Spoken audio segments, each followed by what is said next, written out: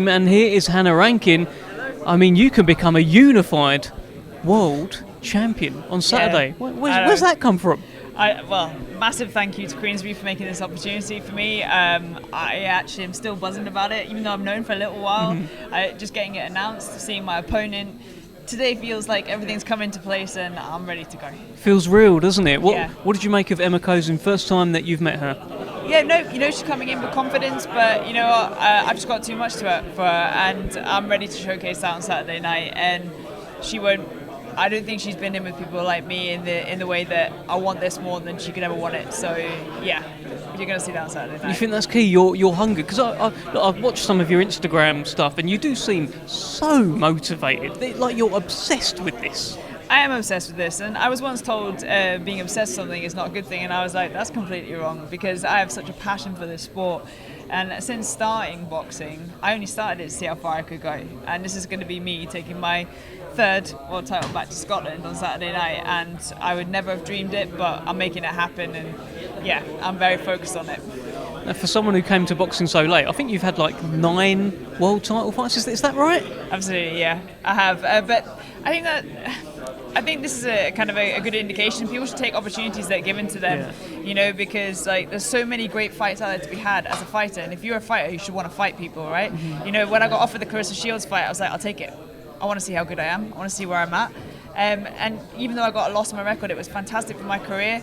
You know, spending 10 rounds in the ring with Clarissa Shields, then going on to become regular sparring partners together, you know, it's gone on, it's boosted my career, it's built me as a fighter, and you know, you learn so much more from your losses than you do from the wins. So yeah, you know, take those opportunities that come up, because you never know where it's going to take you. And here I am now, about to fight for 2 world titles on Saturday night. I couldn't ask for anything more. I've heard other fighters say that about how they can knock out all these people in the world, but they learn a lot more from their losses. Even like Mike Tyson, he talked about the fight that he actually enjoyed the most was the Buster Douglas fight. He learned so much about himself that night. So you've got all that experience and that knowledge. Absolutely, and I think this is what's quite exciting about this card, because on Saturday night there's going to be some fighters taking their first loss of their career, and it's going to be interesting for them to see how they respond to that, how they react to it, because boxing can be quite a harsh sport, it's quite cruel sometimes, but it's what you do with that loss and how you come back from it that makes such a difference, and it really tells you a lot about yourself and your own character as a person. And on Saturday night, you could be walking away with 2 of the 4 belts in the division. That makes you a real player in women's boxing and in that weight division. Are you thinking about what could happen next? Who you could attract? The sort of fights that could be next in your career? Absolutely, of course. Like all fighters say, I'm not looking past that date, and of course you're not. Like Saturday night is the one. I've got to get my arm raised, and I've got to walk away with those 2 belts. But you know, there's so much excitement in the welterweight and super welterweight division. Like I always say, it's constantly moving. There's so much happening, especially in the women's game. So like there's chances for unifications with someone like Femke Herms with the IBF, IBO.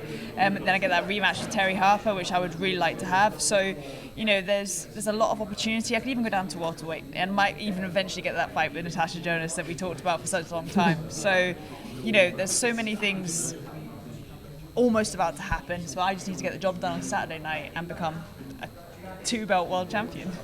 How do you get that job done on Saturday?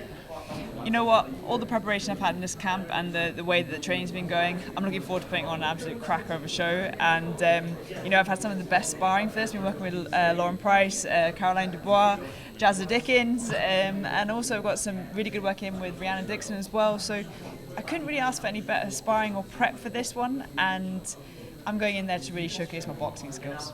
Fantastic. We can't wait for it. And what a Queensberry debut, unified world title shot. Thank you, Hannah Rankin. Yes, thank you very much. I'll grab that mic from you. Thank you very much.